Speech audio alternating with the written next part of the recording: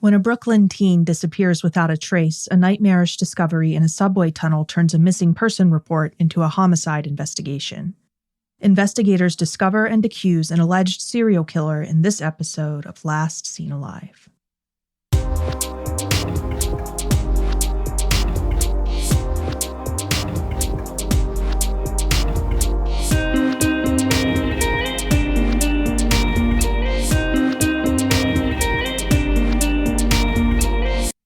Thanks for listening to Last Seen Alive. I'm your host, Leah, crime analyst by day and true crime storyteller by night. And as always, I'm your co-host, Scott. This is the revisited and enhanced edition of one of our early episodes, which features the unsolved case of Rashawn Brazell. The original edition was recorded in 2020, and we've revisited and re-recorded this episode on his case in 2025. As I'm sure those of you who've been listening since the early days of Last Seen Alive have noticed, our production and audio quality have improved significantly over the years. Lately, we've been working on remaking our earlier episodes. When we originally recorded them, we were doing the best we knew how at the time. However, our best wasn't the best, and we've learned a lot since then. We want to honor those victims by telling their stories with the production quality they deserve. So, we've been completely remaking all of our early episodes. I'm talking totally new recordings with any new info or updates included. And we'll be releasing these new episodes on what were previously our off Mondays. So, that means that there will be an episode of Last Seen Alive airing every single Monday. It'll alternate between totally new cases we've never covered before, as usual, and revisited and remade episodes on the Mondays in between. Rashawn Brazell was last seen alive on February 14th, 2005. He was 19 years old at the time and lived in Brooklyn's Bushwick neighborhood. That day, Valentine's Day, was supposed to be a busy one for him, although not in the way you might think when you imagine the holiday. Rashawn was still a teen, but he was busy laying the foundation for his future as a professional adult. He'd worked hard at a fast food job during his high school years, but was ready to move on to something else. That day, he planned to hunt for a new job, a job that could help support him when he started college. Rashawn planned to start college in the coming months and to study web design. He really had a passion for design, particularly fashion design. He was so into it and so good at it that he was known to design his own clothes. And he thought that his eye for design might translate to web design, which he was interested in learning. I could definitely see him coming up with some creative websites. Definitely. There's a difference between a website and a website that looks good. And he was probably right. Between his eye for style and his work ethic, he almost certainly had what it would take to succeed. Although his job hunting plans would keep him busy, Rashawn also planned to make time to meet his mom at a restaurant for Valentine's Day. They were going to have lunch together. It would be the highlight of both of their days. Rashawn and his mom, Desire, were close, sometimes more like best friends than parent and child. Rashawn was her youngest son. She did have another older son who lived out of state and had his own family. But Rashawn was still a teen, had just graduated high school, and was happy to be still living at home for the time being. Desire was single, so it was just the two of them. Rashawn rose early on the morning of February 14th. Even so, his mom, a social worker, had already left for work. She called him to chat as she waited for the subway, though, knowing that he was nervous about job hunting. She did her best to encourage him, and they confirmed their plans for lunch later that day. Rashawn would meet her at a restaurant during her lunch break. That 7:30 a.m. call was the last conversation they ever had. Despite his promise, Rashawn never showed up at the restaurant where they'd planned to meet for lunch. For Rashawn, this was totally out of character. Like I said, he and his mom were close. He wouldn't really stand her up like that ever, let alone on Valentine's Day. He'd been looking forward to their lunch together, and Desire knew that. So when he failed to show, she called his cell phone, once at first and then repeatedly. Each time he failed to answer, she became more worried. Every single time his phone went to voicemail. Normally, they spoke on the phone several times a day, and yet, as lunchtime came and went with no sign of him at the restaurant and the afternoon slipped away, he didn't return her calls. And then he didn't return home to their apartment that night. Desire knew then that something was seriously wrong, and so she went to the police. She filed a missing person report, but little came of it at first. After all, Rashawn was 19 years old, an adult, even if he was still a teen, and she'd spoken to him just the day before. Maybe, officers told her, he was out partying. Maybe he'd lost or misplaced his phone and had just been too busy to check in at home. He was probably fine, and she'd probably hear from him soon. It's just that very common, we don't want to deal with this right now, so let's push it off and see what happens. Right, and I get where they're coming from, because most of the time when a 19-year-old hasn't been heard from since the day before, they're just doing their own thing. But that is not always the case, and the officers' attempts at calming Desire's fears were futile. Of course, they probably believed what they were saying, and yeah, for some 19-year-olds, going MIA for 24 hours would be normal, but they didn't know her son. Rashawn was social, sure, outgoing and charismatic, but he was also reliable and considerate of his mom's feelings. What's more, he could be somewhat naive when it came to just how bad other people could sometimes be. It is one of those situations where you do have to take the family's perspective into account. Yeah. They know the victim or the missing person better than an officer off the street does. Of course. I understand the officer side, I really do. But at the same time, you do have this duty to go in and check to verify that the person is safe. I mean, it is the welfare of your citizens. Sure. Plus, their neighborhood, Bushwick, wasn't exactly the safest. Although crime rates have been improving over time, it's historically been one of the more dangerous areas of the city, long known particularly for drug-related crime. And we all know that drug-related crime means violence. By 2005, there was still plenty of that going on. So it wasn't like they lived in a neighborhood where bad things happening to teens was unheard of. What if Rashawn had been in the wrong place at the wrong time? What if he'd gotten involved with someone who was capable of the evil Rashawn so often failed to see in people? What if he wasn't answering his phone because he couldn't? I might be jumping ahead a little bit here, but if it was a simple reason, we wouldn't be doing a case on this. Of course. We know what officers didn't know at the time, which is that this was one of these very rare missing persons cases where something terrible had indeed happened to the victim. Now, Desire was an experienced social worker, so she understood the heavy caseload that public service and safety workers face all too well. And she likely knew that most missing person reports do turn out to be simple cases of misunderstanding or miscommunication. But she knew this wasn't one of those times, and so, according to reporting by Indrani Basu for Brooklyn Inc., she launched her own efforts to find her son, calling hospital after hospital. When he'd left their apartment the day before, he'd left his ID behind, so it was possible that he might be lying in a hospital bed somewhere as a John Doe. That would make a lot of sense, and it's a really smart place to start checking. Definitely. With each call, though, she was disappointed, and the days that followed were agony as she waited to hear her phone ring or the sound of their apartment door unlatching. Neither of those things happened for 3 long days.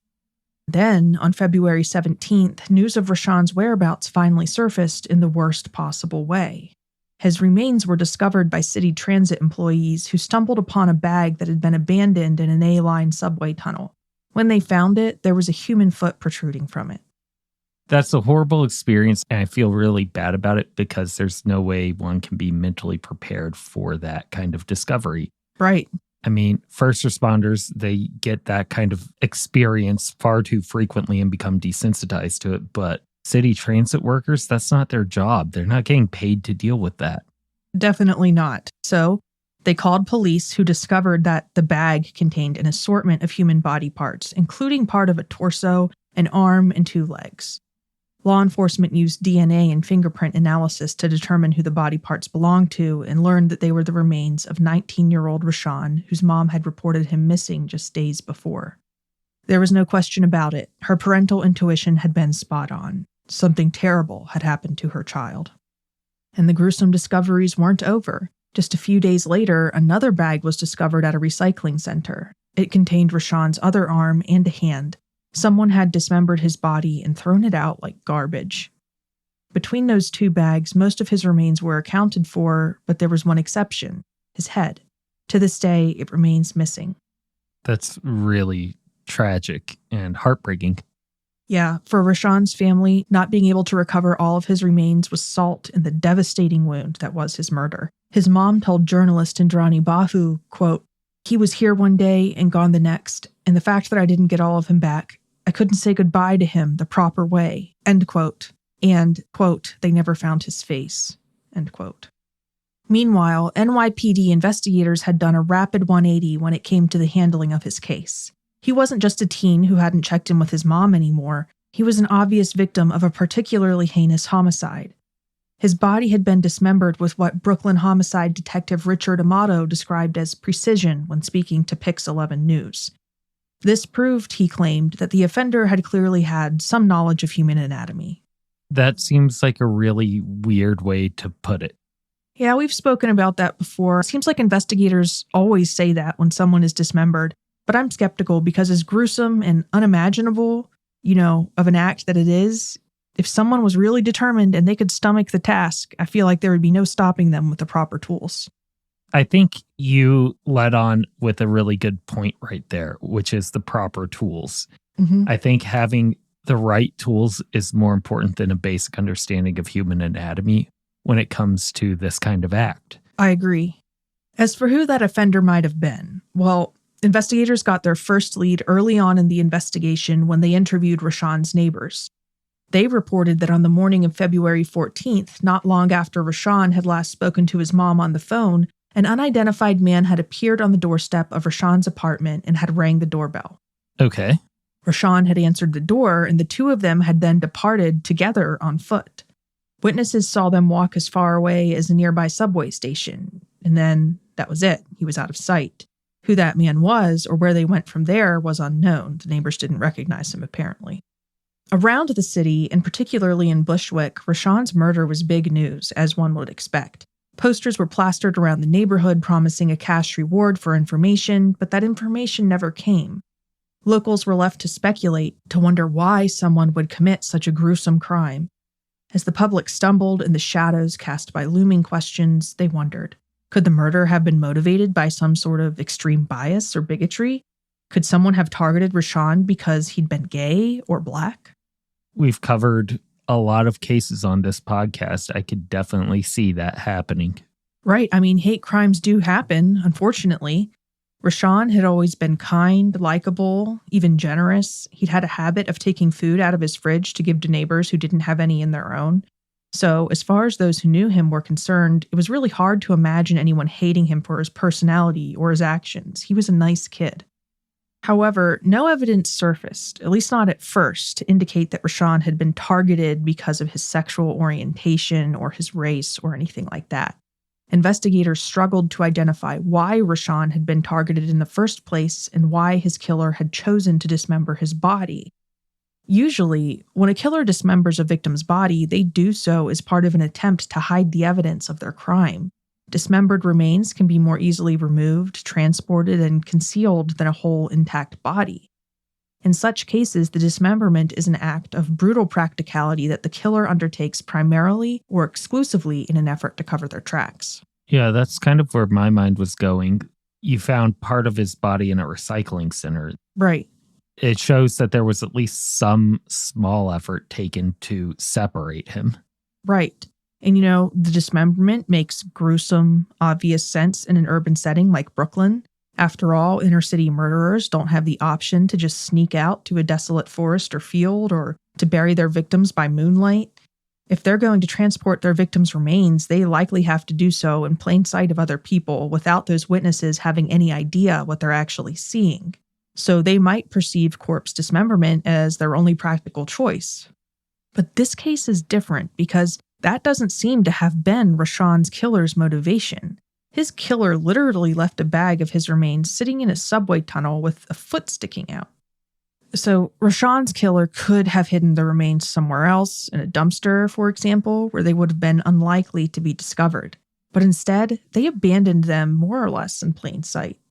This suggests, to me, that Rashawn's killer may have wanted people to find the remains and to be shocked by the sight of them. Some killers get a sick thrill out of that, and for those killers, knowing that people will be horrified by the sight of the remains is psychologically satisfying. I'm wondering if it wasn't somebody that worked for the transit authority that looked like they would have belonged going to and from the subway tunnels. That's a very valid thought. After the discovery of Rashawn's remains, years passed without any major investigative breakthroughs, despite national exposure in the media. America's Most Wanted featured Rashawn's case in an episode, exposing it to millions of Americans, but the crime remained unsolved. It wasn't until a dozen years later, in 2017, when investigators publicly identified the person they believe killed Rashawn. And not just Rashawn, either. Investigators say this individual is almost certainly a serial killer. More on that next. And now, back to Rashawn's story. In 2017, a dozen years after 19-year-old Rashawn's dismembered remains were discovered in a Brooklyn subway tunnel, a grand jury indicted a man for his murder.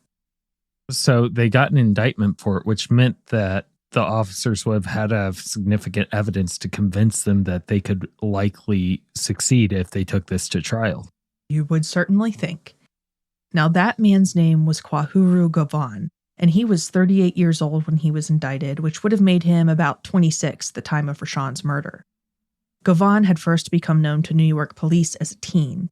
He'd been criminally inclined since a young age and had spent time in and out of incarceration. Not all of his crimes had been serious, though.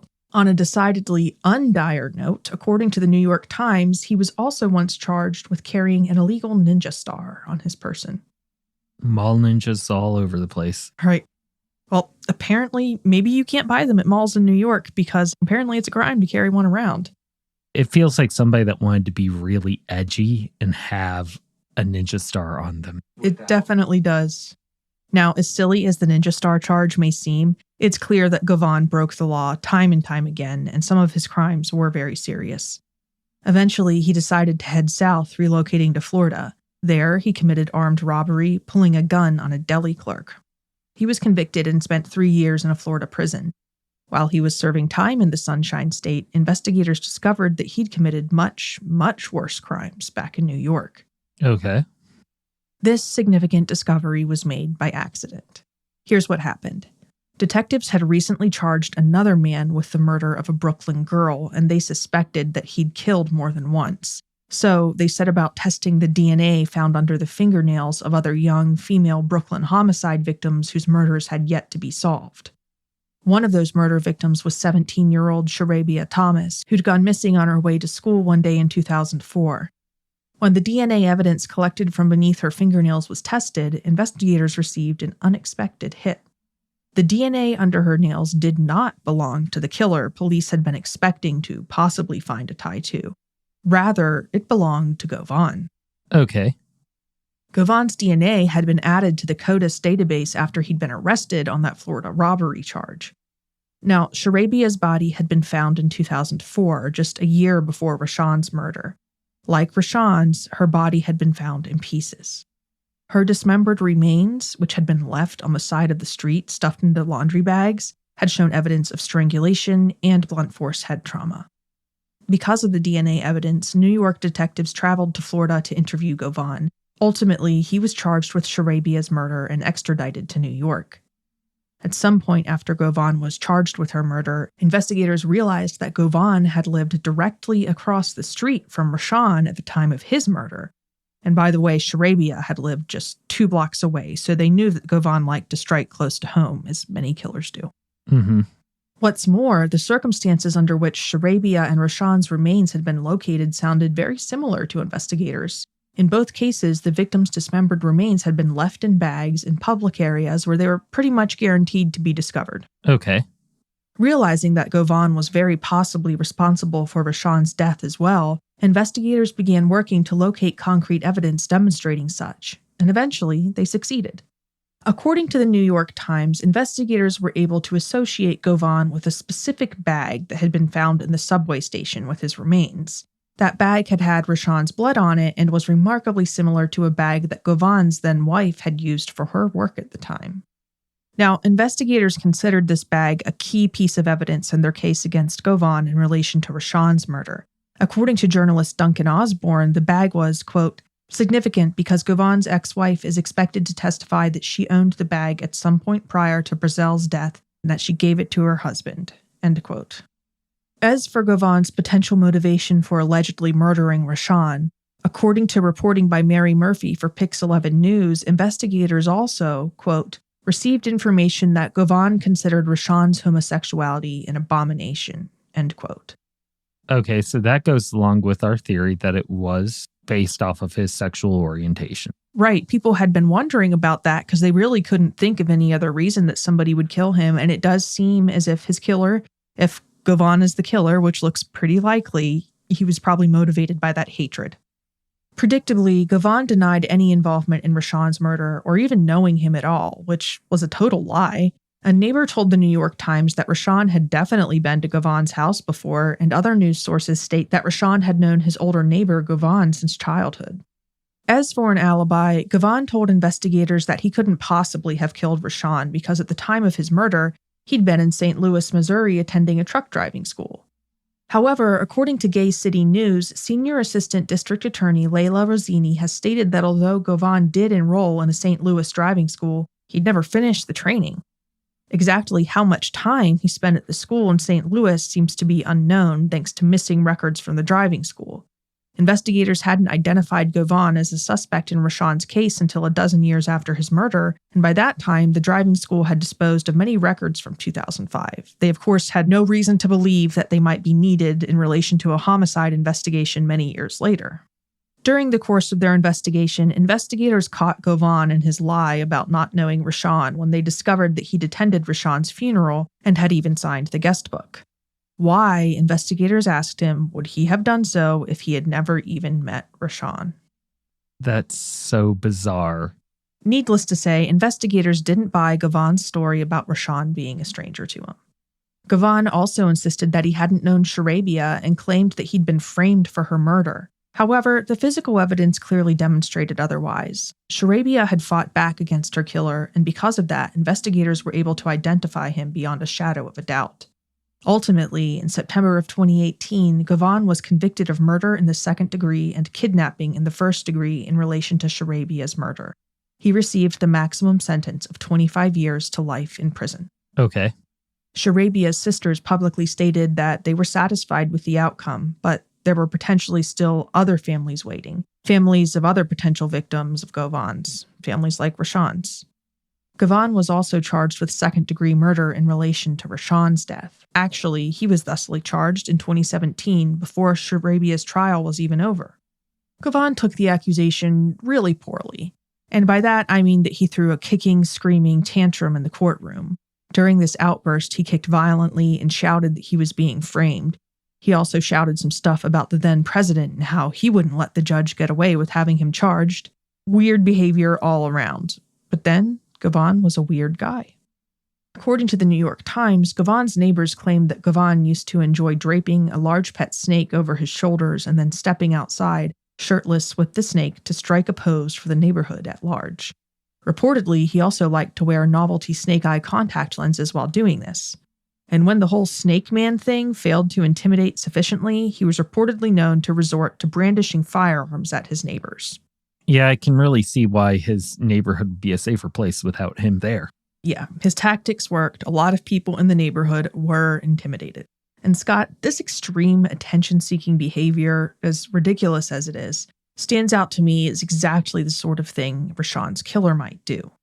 We saw a similar desire to shock and intimidate others demonstrated in the way Rashawn's killer left his remains with the foot protruding from a bag to be found by the public. Rashawn's killer was almost certainly someone who got a thrill out of shocking people with unsettling or even violent exhibitionism.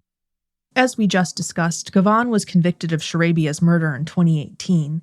This gave investigators time to continue to build their case against Gavon in regards to Rashawn's murder, knowing that Gavon was safely behind bars and no longer a public danger as they worked to piece together another solid case against him.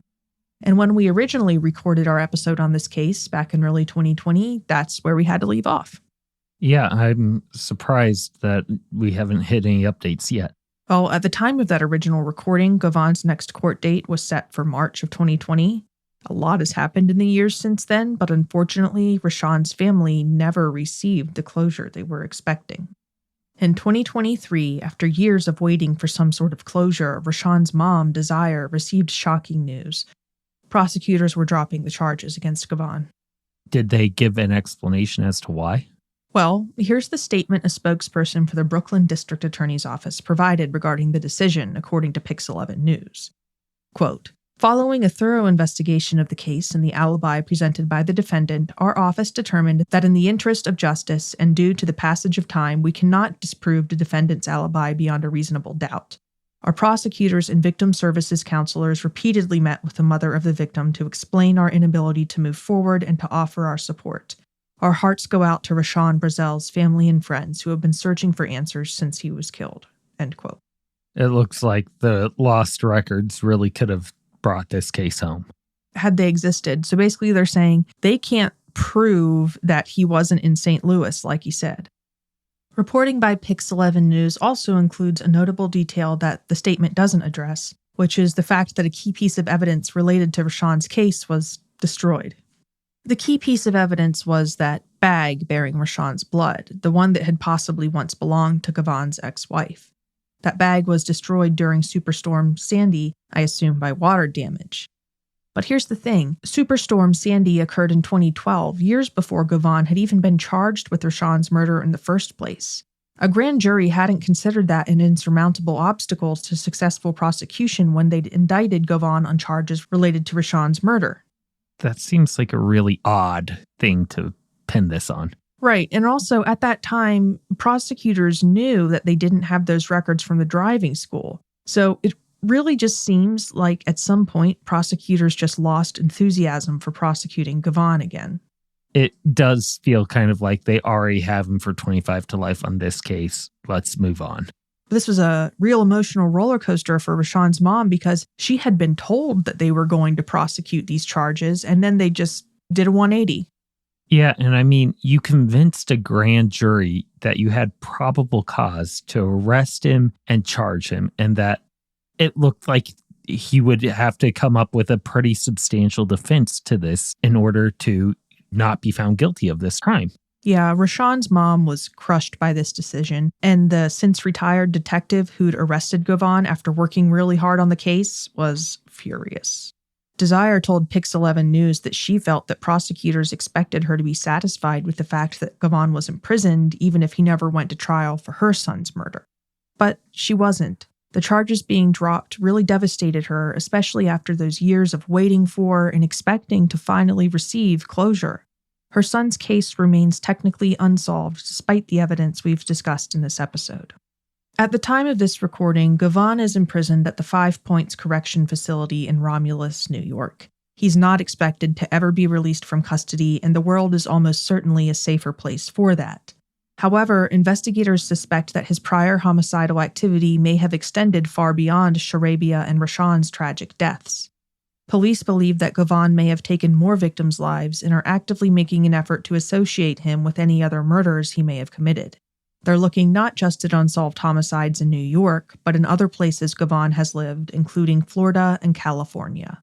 So with that in mind, if you have any information about Rashawn Brazell's death, or any other potential victims of Gavon's, please call the NYPD Crime Stoppers tip line at 1-800-577-8477.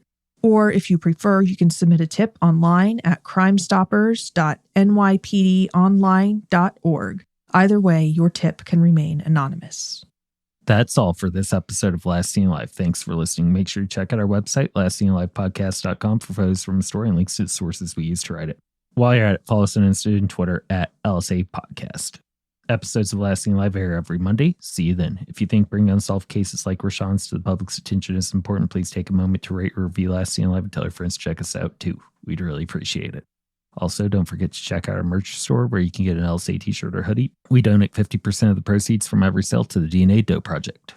Last Seen Alive is written and researched by you, Leah. Audio engineering and editing is provided by me, Scott.